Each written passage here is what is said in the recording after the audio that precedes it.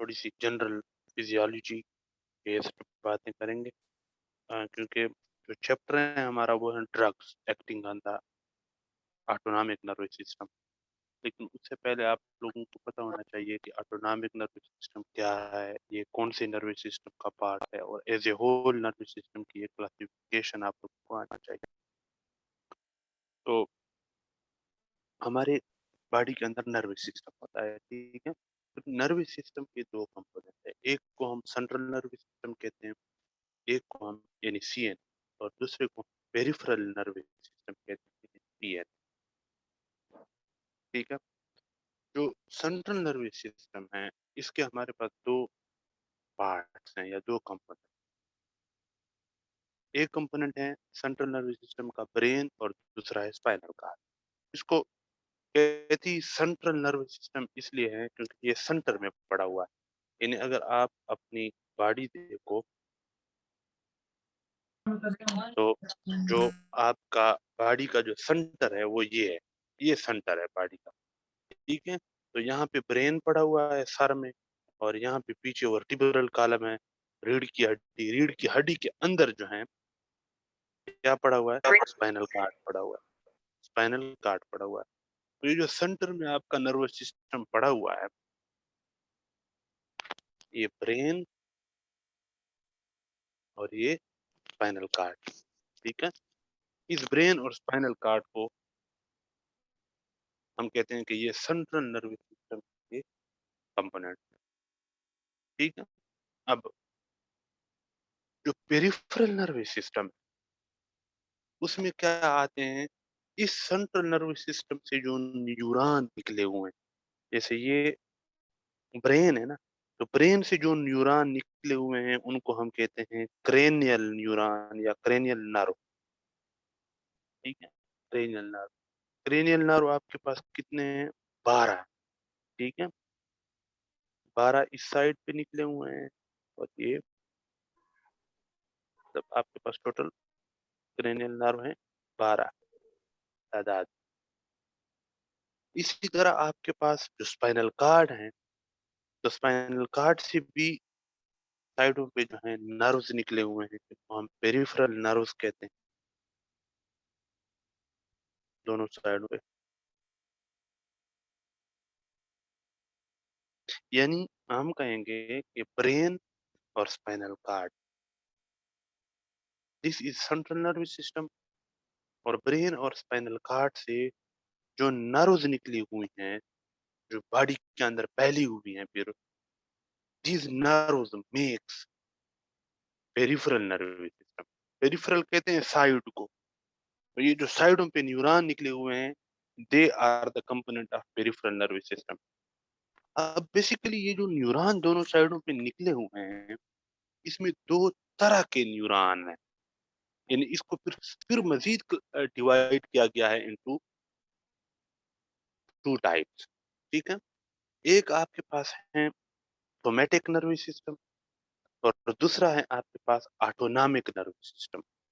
यानी ये जो न्यूरॉन साइडों पे निकले हुए हैं, इन न्यूरॉन्स को हमने फिर मजीद दो टाइप्स में, दो नर्वस सिस्टम्स में डिवाइड किया हुआ है, एक सोमैटिक और एक ऑटोनॉमिक।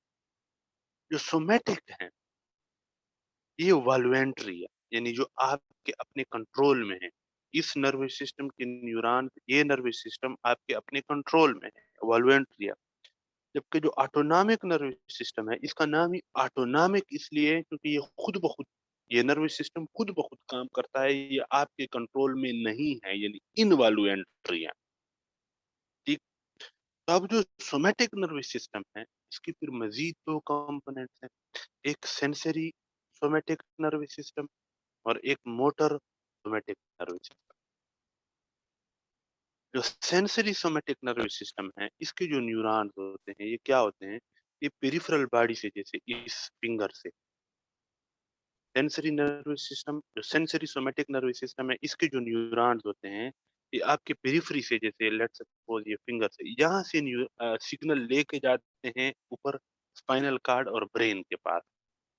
कौन सी इंफॉर्मेशन, सेंसरी इंफॉर्मेशन। मिसाल के तौर पर मुझे यहाँ पे किसी चीज ने काट दिया, या यहाँ पे किसी गर्म चीज़ ने टच कर लिया या किसी नुकीली चीज़ ने टच कर लिया, तो ये मुझे सेंसेशन फ़ील हुई। तो ये जो सेंसेशन मुझे फ़ील हुई, इसको सेंसरी नर्वस सिस्टम के न्यूरॉन ब्रेन के पास लेके जाते हैं। यानी सेंसरी सोमैटिक नर्वस सिस्टम के बारे में हम कहेंगे कि neuron of this carry sensory information from peripheral parts of the body, e.g. finger, to the central nervous system. Central nervous system के पास इंफॉर्मेशन को लेके जाते हैं कि इस बंदे को किसी नुकीली चीज ने या गर्म चीज ने टच किया है। तो ये जो टच क्या है, ये एक सेंसेशन है, इसलिए ये सेंसरी सोमैटिक नर्वस सिस्टम जो है वो इसको महसूस करते हैं। अब मेरे ब्रेन के पास सेंसरी सोमैटिक नर्वस सिस्टम के न्यूरॉन्स ने सिग्नल भेज दिया कि इस बंदे के फिंगर को किसी चीज ने टच किया है।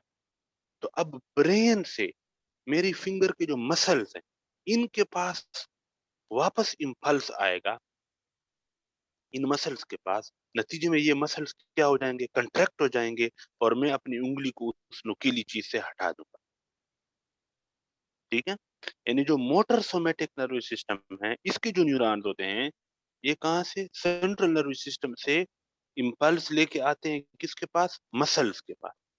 तो neurons of this carry motor impulses from the central nervous system to different muscles of the body, for example muscles of the finger. तो ये आपके पास जो है सोमैटिक नर्वस सिस्टम। समझ आई आप लोगों को? Yes, sir. Yes, sir. जबकि जो ऑटोनॉमिक नर्वस सिस्टम है, ये आपके पास इनवॉल्यूंटरी है।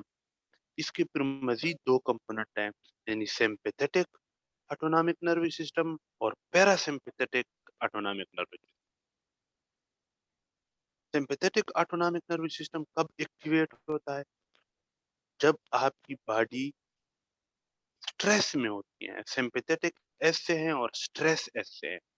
तो जब आप स्ट्रेस में होते हो, आप इमरजेंसी में होते हो, जिसको हम फायर एंड फ्लाइट कहते हैं, फायर एंड फ्लाइट रिस्पॉन्स, आप हवा में उड़ रहे हो या आप जो है आग लग गई है आपके इर्द गिर्द, मतलब जब आप नॉर्मल सिचुएशन में नहीं होते बल्कि इमरजेंसी सिचुएशन में होते हो, तो आपके ऑटोनॉमिक नर्वस सिस्टम का कौन सा पार्ट एक्टिवेट हो जाता है, सिंपैथेटिक ऑटोनॉमिक नर्वस सिस्टम। जबकि पैरासिम्पैथेटिक ऑटोनॉमिक नर्वस सिस्टम कब एक्टिवेट होता है, जब आपकी बॉडी रिलैक्स स्टेट में हो, रेस्टिंग स्टेट में हो, आम डे टू डे रूटीन में हो। आप आराम से कुर्सी पे लेटे हुए हो, आप बेड पे लेटे हुए हो, आप चाय पी रहे हो, आप खाना खा रहे हो, यानी आप जो नॉर्मल रूटीन में बैठे होते हो, तो कौन सा ऑटोनॉमिक नर्वस सिस्टम एक्टिवेट चल रहा होता है, parasympathetic autonomic nervous system. Sympathetic autonomic nervous system का क्या है, this is activated when the body is in the stress या emergency, for example fire and flight. जबकि parasympathetic autonomic nervous system, this is activated when the body is in relaxing यानी resting condition. अब देखो, जब आप stress या emergency में होते हो तो sympathetic autonomic nervous system activate होता है, और जब आप इमरजेंसी में होते हो तो आपका हार्ट रेट क्या हो जाता है, आपकी दिल की Increase. धड़कन तेज हो जाती है। तो हार्ट रेट आपका तेज करवाते हैं कौन, सिंपैथेटिक ऑटोनॉमिक नर्वस सिस्टम वाले। लेकिन जब आप रिलैक्स रेस्टिंग कंडीशन में दोबारा आ जाते हो तो हार्ट रेट दोबारा क्या हो जाता है, डिक्रीज। तो जो पैरासिम्पैथेटिक ऑटोनॉमिक नर्वस सिस्टम है, ये हार्ट रेट को कम करते हैं। इसी तरह जब आप इमरजेंसी में होते हो तो आपका मुंह खुश्क हो जाता है, सलाइवा की प्रोडक्शन कम हो जाती है जब आप इमरजेंसी में होते हो। क्यों सलाइवा की प्रोडक्शन कम हो जाती है, क्योंकि sympathetic autonomic nervous system activate हो जाता है और वो सलाइवा की प्रोडक्शन और फ्लो को डिक्रीज कर देता है। लेकिन जब आप दोबारा नॉर्मल कंडीशन में आते हो, आप घर में बैठे हुए हो, खाना खा रहे हो या खाने के बारे में सोच रहे हो, रिलैक्सिंग कंडीशन में, सलाइवा ज्यादा प्रोड्यूस होगा। यानी सिंपैथेटिक जो है वो सलाइवा की प्रोडक्शन को डिक्रीज करता है, पैरासिम्पैथेटिक सलाइवा की प्रोडक्शन को इंक्रीज करता है। इसी तरह सिंपैथेटिक वाजो कंस्ट्रिक्शन करवाता है, ब्लड वेसल की कंस्ट्रिक्शन करवाता है, जिसकी वजह से ब्लड प्रेशर क्या हो जाता है, ज्यादा। तो जब आप इमरजेंसी में स्ट्रेस में होते हो, आपका बीपी ज्यादा होता है। क्यों, क्योंकि sympathetic autonomic nervous system vasoconstriction करवाता है, जिसकी वजह से बीपी ज्यादा हो जाती है। जबकि parasympathetic autonomic nervous system vasodilation करवाता है, जिसकी वजह से बीपी दोबारा कम हो जाता है। सिम्पैथेटिक ऑटोनॉमिक नर्वस सिस्टम जो है वो पेरिस्टालसिस को डिक्रीज़ करता है। पेरिस्टालसिस क्या है? आपके इंटेस्टाइन की मूवमेंट, ताकि खुराक ऊपर से नीचे आ सके। जब आप इमरजेंसी में होते हो, स्ट्रेस में होते हो, इमरजेंसी में होते हो, आपने अक्सर नोट किया होगा कि आपको मतलब वॉशरूम आ रहा है, लेकिन अचानक कोई इमरजेंसी आ जाती है, तो आपका वॉशरूम आना का जो वो जो फीलिंग होती है, वो गायब हो जाती है। क्यों? क्योंकि जब आप इमरजेंसी में चले जाते हो, स्ट्रेस में चले जाते हो, तो आपके जिस्म के अंदर sympathetic autonomic nervous system activate हो जाता है और वो पेरिस्टालसिस को कम कर देता है। वो जो मूवमेंट हो रही थी इंटेस्टाइन की, वो क्या हो जाती है? कम हो जाती हैं। तो जब वो कम हो जाती हैं, तो आपको मतलब वॉशरूम नहीं आता। दूसरे लफ्ज़ों में हम कह सकते हैं कॉन्स्टिपेशन हो जाती है। इसी तरह जब आप दोबारा नॉर्मल कंडीशन में जाते हो, तो रेस्टिंग स्टेट में जाते हो, तो पैरासिम्पैथेटिक एक्टिवेट हो जाता है और वो पेरिस्टालसिस को बढ़ा देता है, आप नॉर्मल हो जाते हो। सिम्पैथेटिक नर्वस सिस्टम लीवर के अंदर क्या करवाता है? ग्लूकोनियोजेनेसिस, नॉन कार्बोहाइड्रेट सोर्स से कार्बोहाइड्रेट यानी ग्लूकोज बनवाता है और वो ग्लूकोज फिर लीवर से ब्लड में आता है, जिसकी वजह से ब्लड के अंदर शुगर क्या हो जाती है? ज़्यादा। जब आप सिम्पैथेटिक ऑटोनॉमिक नर्वस सिस्टम जब एक्टिवेट होता है, यानी जब आप स्ट्रेस में होते हो, तो आपके लीवर के अंदर ग्लूकोनियोजेनेसिस होती है, ब्लड के अंदर शुगर ज़्यादा होता है। ब्लड के अंदर शुगर क्यों ज़्यादा हुआ? क्योंकि आप स्ट्रेस में हो, इमरजेंसी में हो, आपके जिस्म को ज़्यादा ब्लड की ज़रूरत है, इसलिए ब्लड के अंदर ग्लूकोज ज़्यादा हो। जबकि पैरासिम्पैथेटिक इसके अपोज़िट काम करता है। इसी तरह जब आप इमरजेंसी में होते हो, तो आपको जो यूरिन आ रहा होता है, वो यूरिन खत्म हो जाता है। वो जो यूरिन की करने की ख्वाहिश आपके अंदर होती है, वो खत्म हो जाती है। क्यों? क्योंकि जब आप इमरजेंसी में होते हो, तो आपका sympathetic autonomic nervous system activate होता है और वो ब्लैडर, जो यूरिनरी ब्लैडर है, जो मसाना है, उसकी कंट्रैक्शन को क्या कर देता है? इनहिबिट कर देता है। तो जब ब्लैडर कंट्रैक्ट नहीं होगा, तो यूरिन आपको नहीं आएगा, लिक्विड यूरिन। जबकि ये इसके अपोज़िट काम करता है। पैरासिम्पैथेटिक जो है वो ब्लैडर की को ज़्यादा कर देता है, तो नींद आती है। इसी तरह जब आप सिम्पैथेटिक नर्वस सिस्टम में होते हो, तो आपके आइज़ के अंदर मायाड्राइसिस होती है। अब ये क्या होती हैं, ये हम आगे जाके डिटेल में पढ़ेंगे। लेकिन आपकी आँखों के अंदर वो जो एक ब्लैक कलर का डॉट है दरमियान, जिसको हम प्यूपल कहते हैं। मायाड्राइसिस कहते हैं प्यूपल का डायलेट हो जाना, यानी प्यूपल का डायलेट हो जाना। जबकि मायोसिस किसे कहते हैं? मायोसिस कहते हैं प्यूपल का कंस्ट्रिक्ट हो। जब आप सिंपैथेटिक ऑटोनॉमिक नर्वस सिस्टम में होते हो, तो आपके प्यूपल डायलेट हो जाते हैं, इसको हम कहते हैं मायाड्राइसिस। जबकि जब parasympathetic autonomic nervous system activate होता है, तो प्यूपल कंस्ट्रिक्ट हो जाते हैं। बहरहाल ये आपको मैं क्लासिफिकेशन समझा रहा था कि आपके पास जो ऑटोनॉमिक नर्वस सिस्टम है, इसके इस तरह के 2 पार्ट हैं, सिम्पैथेटिक और पैरासिम्पैथेटिक। जबकि सोमैटिक नर्वस सिस्टम के भी 2 पार्ट हैं, सेंसरी और मोटर। सेंसरी जो है, ये पेरिफेरी से इंफॉर्मेशन को लेके जाते हैं ब्रेन के पास, जबकि मोटर जो है वो ब्रेन से मोटर इम्पल्सेस लेके आता है मसल्स। सिम्पैथेटिक नर्वस सिस्टम के जो न्यूरॉन हैं वो कब एक्टिवेट होते हैं? जब आप इमरजेंसी में होते हो। पैरासिम्पैथेटिक के कब एक्टिवेट होते हैं? जब आप रेस्टिंग कंडीशन। यहाँ तक की बात की समझ आई है? Yes sir. अच्छा, अब ये जो आपके पास सिम्पैथेटिक ऑटोनॉमिक नर्वस सिस्टम है, जिसको हम सांस कह सकते हैं, सिम्पैथेटिक ऑटोनॉमिक नर्वस सिस्टम, इसके न्यूरॉन्स कौन-कौन से हैं? यानी पेरिफेरी में तो बहुत सारे न्यूरॉन्स निकलते हैं ना, तो कौन से न्यूरॉन्स के अंदर सिम्पैथेटिक ऑटोनॉमिक नर्वस सिस्टम के पल्सेस फ्लो करते हैं? उसके लिए आप याद रखो T1 L3, T1 L3। अब देखो, नॉर्मली हमारे जिस्म के अंदर, इसको अलग से ड्रा करता हूँ, ये आपके पास ब्रेन है और ये आपके पास स्पाइनल कार्ड, ठीक है? तो आपके पास ब्रेन से जो नर्व्स निकली हैं, उनको हम क्या कहते हैं? Cranial nerve.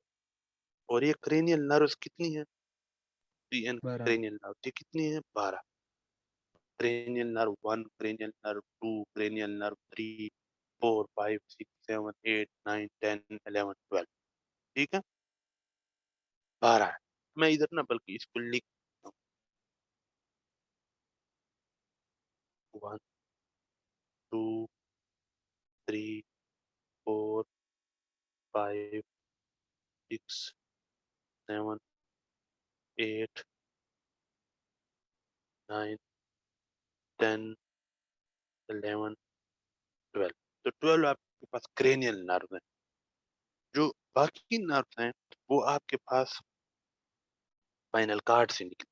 ठीक है, तो स्पाइनल कार्ड में अगर आप वर्टिब्रीज का वो करो तो आपके पास पहले होती है cervical vertebrae C1, C2, C3, C4, C5, C6, C7।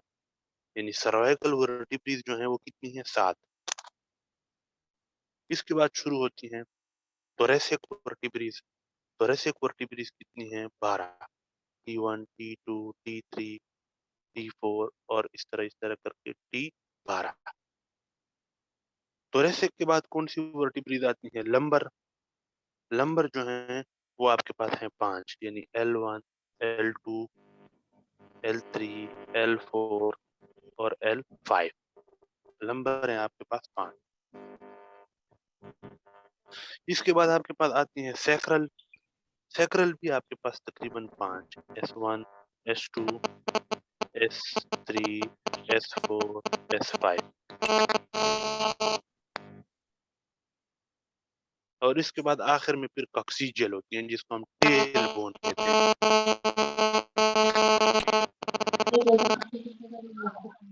Sir ये शाहपारा कौन है? तो जो जो पेरिफेरल नर्व्स हैं आपके पास, उसका हम यही कहेंगे कि सर्वाइकल वर्टिब्रे में आपके पास 7, thoracic में 12, लंबर में 5, सैक्रल में 4 और फिर कॉक्सिजियल। ये आपके पास पेरिफेरल नर्व्स।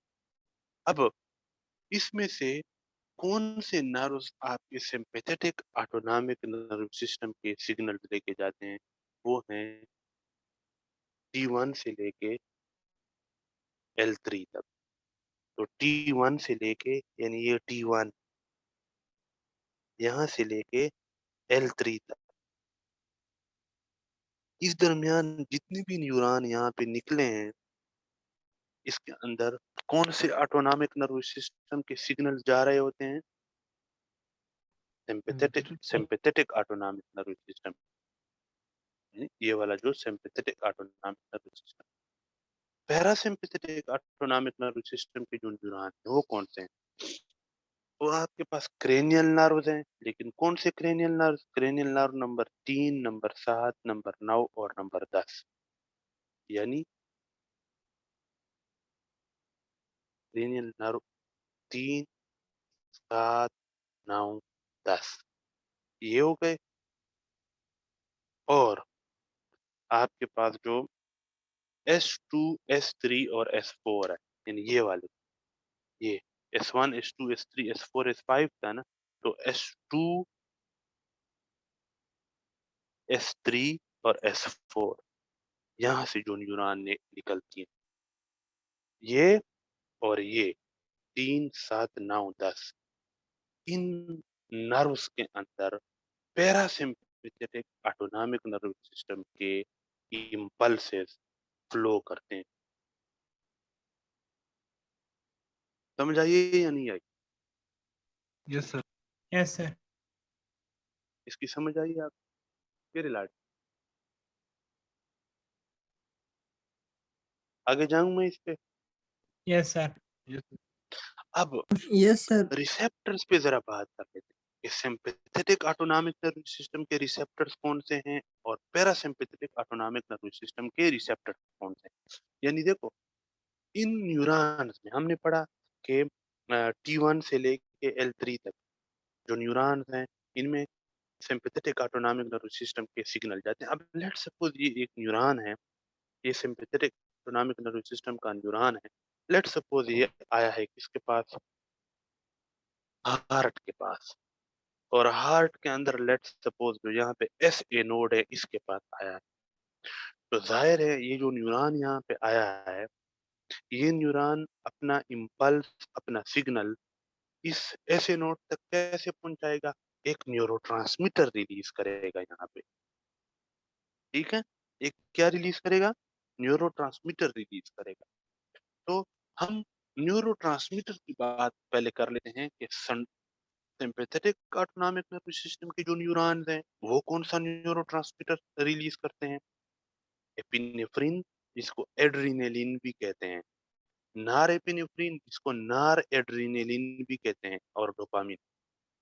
जबकि पैरासिम्पैथेटिक ऑटोनॉमिक नर्वस सिस्टम के न्यूरोट्रांसमीटर कौन है? एसिटाइलकोलिन, जिसको एसीएच कहते हैं। अब ये कौन से नर्वस सिस्टम का न्यूरॉन है? सिम्पैथेटिक ऑटोनॉमिक नर्वस सिस्टम का न्यूरॉन। T1 से लेके L3 तक जितने भी न्यूरॉन निकलते हैं, उनमें सिम्पैथेटिक ऑटोनॉमिक नर्वस सिस्टम के सिग्नल जाते हैं। अब लेट्स सपोज ये एक न्यूरॉन आया है हार्ट के पास। तो हार्ट के पास जब आया है, तो ये यहाँ पे कौन-सा न्यूरोट्रांसमीटर रिलीज़ करेगा? एपिनेफ्रिन। नॉरएपिनेफ्रिन। ठीक है, लेट्स से नॉरएपिनेफ्रिन रिलीज़ करता है। अब ये नॉरएपिनेफ्रिन जब यहाँ पे रिलीज़ हुआ, तो नॉरएपिनेफ्रिन के लिए कोई रिसेप्टर भी होना चाहिए ना, जहाँ पे ये बैठ सके। तो इस एसए नोड के ऊपर इस नॉरएपिनेफ्रिन के लिए एक रिसेप्टर होता है, जिसको हम क्या कहते हैं? Beta 1 receptor. तो इन रिसेप्टर्स, न्यूरोट्रांसमीटर का मैंने आपको बता दिया कि न्यूरॉन से आखिर में एक सिग्नलिंग सिग्नलिंग चीज़ निकलती है, जिसको न्यूरोट्रांसमीटर कहते हैं। न्यूरोट्रांसमीटर की मदद से एक न्यूरॉन से रिसेप्टर के पास मैसेज जाता है, या एक न्यूरॉन से दूसरे न्यूरॉन के पास मैसेज जाता है। दोनों डायरेक्टली एक-दूसरे से कनेक्ट नहीं हो सकते। दरमियान में एक सिग्नलिंग मॉलिक्यूल होना चाहिए, जिसको हम कहते हैं न्यूरोट्रांसमीटर। तो सिम्पैथेटिक ऑटोनॉमिक नर्वस सिस्टम के न्यूरोट्रांसमीटर कौन है? Epinephrine, norepinephrine, dopamine. और इनके रिसेप्टर्स कौन से हैं? रिसेप्टर जिसके हैं अल्फा 1, अल्फा 2, बीटा 1, बीटा 2 और डी 1। कुछ जगहों पे अल्फा 1 रिसेप्टर होते हैं, कुछ जगहों पे जिस्म के अंदर अल्फा 2 होते हैं, कुछ जगहों पे बीटा 1, कुछ जगहों पे बीटा 2। जैसे यहाँ पे हार्ट के अंदर जो ऐसे नोड है, यहाँ पे सिम्पैथेटिक नर्वस सिस्टम का कौन-सा रिसेप्टर है? Beta 1, B1। ठीक है? इस बी 1 रिसेप्टर के ऊपर नॉरएपिनेफ्रिन आके बैठ जाएगा, तो नतीजे में क्या होगा? हार्ट रेट क्या हो जाएगा? इंक्रीज। ज्यादा। इंक्रीज़, क्योंकि सिम्पैथेटिक नर्वस सिस्टम क्या करता है? हार्ट रेट को इंक्रीज़ करता है। आप इमरजेंसी में हो, स्ट्रेस या इमरजेंसी में हो सिम्पैथेटिक में, तो हार्ट रेट ज़्यादा होता है। कैसे ज़्यादा होता है? आपके सेंट्रल नर्वस सिस्टम से इम्पल्स जाता है, कौन सी न्यूरॉन्स में? T1 से लेके L3 तक दरमियान में जितने भी न्यूरॉन हैं, और ये न्यूरॉन हार्ट के पास लेके आते हैं। यहाँ से नॉरएपिनेफ्रिन रिलीज़ होता है। नॉरएपिनेफ्रिन एसए नोड के ऊपर बीटा 1 रिसेप्टर के ऊपर बैठता है, तो नतीजे में एसए नोड ज़्यादा इम्पल्सेस प्रोड्यूस करेगा, हार्ट रेट ज़्यादा हो जाए। समझ आई है? तो आपके पास सिम्पैथेटिक ऑटोनॉमिक नर्वस सिस्टम के रिसेप्टर्स कौन-कौन से हैं? Alpha 1, alpha 2, beta 1, beta 2। अब यहाँ पे जैसे बीटा 1 है ना, किसी और ऑर्गन पे बीटा 2 होगा, किसी और ऑर्गन पे अल्फा 1 होगा, किसी और ऑर्गन पे अल्फा 2 होगा। तो ये सारे सिम्पैथेटिक ऑटोनॉमिक नर्वस सिस्टम के रिसेप्टर्स हैं, जिसके ऊपर सिम्पैथेटिक ऑटोनॉमिक नर्वस सिस्टम का न्यूरोट्रांसमीटर जाके बैठता है। इस बात की समझ आई है या नहीं आई? आइए सर। आइए। अब दूसरा आपके पास है पैरासिम्पैथेटिक ऑटोनॉमिक नर्वस सिस्टम। तो उसके जो न्यूरॉन्स हैं, वो मैंने आप लोगों को बता दिया, क्रेनियल नर्व 3, 7, 9, 10 और S2, S3, S4। इसके इसका न्यूरोट्रांसमीटर कौन-सा है पैरासिम्पैथेटिक ऑटोनॉमिक नर्वस सिस्टम का? एसिटाइलकोलिन। इसके रिसेप्टर्स कौन से हैं? पैरासिम्पैथेटिक ऑटोनॉमिक नर्वस सिस्टम के 2 तरह के रिसेप्टर हैं। एक तरह को हम कहते हैं मस्केरेनिक रिसेप्टर, दूसरे हैं निकोटेनिक रिसेप्टर। तो जो मस्केरेनिक रिसेप्टर हैं, इसमें मेन तो आपके पास M1, M2, M3 हैं। ये 3 मेन रिसेप्टर हैं, लेकिन टोटल 5 होते हैं। किसी जगह पे M1 है, किसी जगह पे M2 है, किसी जगह पे M3, M4, M5। निकोटिनिक भी फिर 2 तरह के हैं, NM और NN। मिसाल के तौर पर, ये आपके पास हार्ट है, ये आपके पास हार्ट के ऊपर जो है वो ऐसे नोड, ठीक है। अब हमने पढ़ा था कि पैरासिम्पैथेटिक ऑटोनॉमिक नर्वस सिस्टम के न्यूरॉन्स कौन-कौन से हैं? M1 M और N parasympathetic autonomic nervous system के न्यूरॉन कौन-कौन से हैं? रिसेप्टर की बात नहीं कर रहा मैं। 3 7 9 10 9 10 Sir, 3, CN 7, 3 7 9, 9 10 10 और S2, S3, S4 2 3 4 ये न्यूरॉन है पैरासिम्पैथेटिक के। तो लेट्स सपोज ये वाला न्यूरॉन आता है हार्ट के पास। तो हार्ट में कहाँ पे आता है? ऐसे नोड में आता है। तो ऐसे नोड के ऊपर जिस तरह सिम्पैथेटिक नर्वस सिस्टम का रिसेप्टर था बीटा 1, उसी तरह पैरासिम्पैथेटिक ऑटोनॉमिक नर्वस सिस्टम का रिसेप्टर भी होता है। कौन से वाला? M2। M1 2 M2 M2 होता है यहाँ पे, M2। और इसके ऊपर कौन जाके बैठेगा? ये पैरासिम्पैथेटिक ऑटोनॉमिक नर्वस सिस्टम के जो न्यूरॉन्स हैं, इनका न्यूरोट्रांसमीटर कौन है? Acetylcholine acetylcholine. ये इस तरह यहाँ पे नॉरएपिनेफ्रिन बैठा था अपने सिम्पैथेटिक रिसेप्टर पे, तो इसी तरह यहाँ पे एसिटाइलकोलिन बैठेगा अपने पैरासिम्पैथेटिक के रिसेप्टर पे। तो जब आप नॉर्मल रेस्टिंग कंडीशन में होते हो तो पैरासिम्पैथेटिक के सिग्नल ऐसे नोड के पास आते हैं, यहाँ पे एसिटाइलकोलिन रिलीज होता है।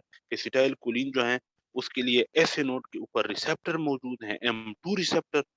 एसिटाइलकोलिन M2 रिसेप्टर के ऊपर बैठता है।